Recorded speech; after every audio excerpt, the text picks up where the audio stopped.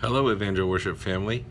I just wanted to give you a quick video update just to talk about what's going on in my heart and just what I've been pondering and thinking about the last couple weeks.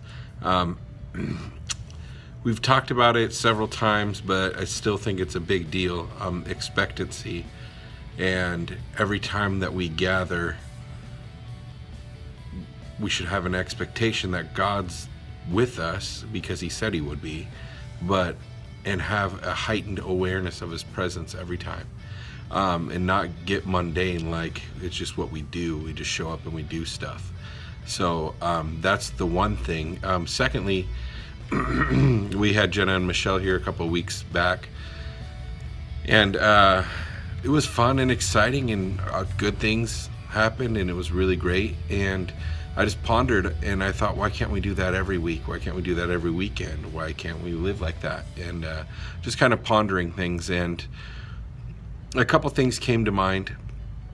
I felt like I got a bit of a revelation or insight or whatever you'd want to call it. But in the Bible, it says, if you receive a prophet in the name of the prophet, you'll get the prophet's reward. Also, it talks about no longer knowing one another after the flesh, but after the spirit.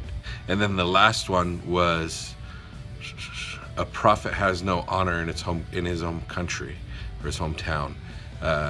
And so those are the three things I'm talking about. How do those relate to expectancy? One, when special guests come, we know them after the spirit. We don't know them after the flesh. So we come honoring them in the name of their gifting, in the name of what they are called for. So we come honoring them and expecting God to show up because we honor them in the name of a fill in the blank.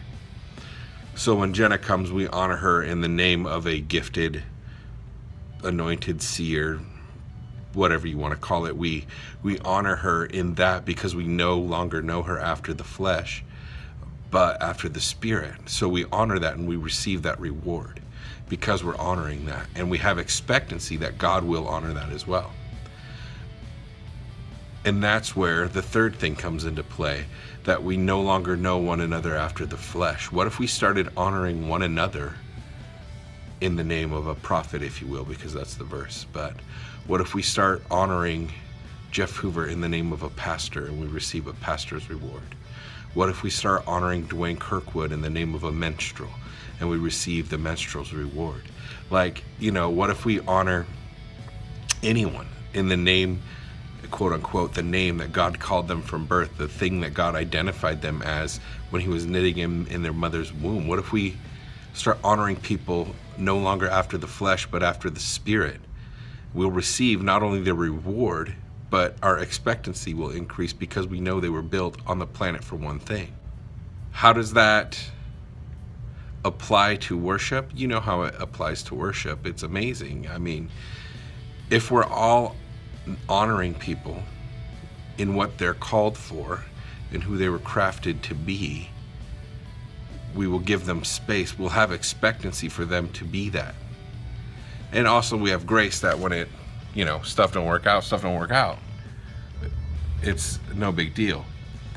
But the issue at hand is we need to increase our expectancy because God's there every time we meet. He don't play, he doesn't practice, he's not there more when other people show up.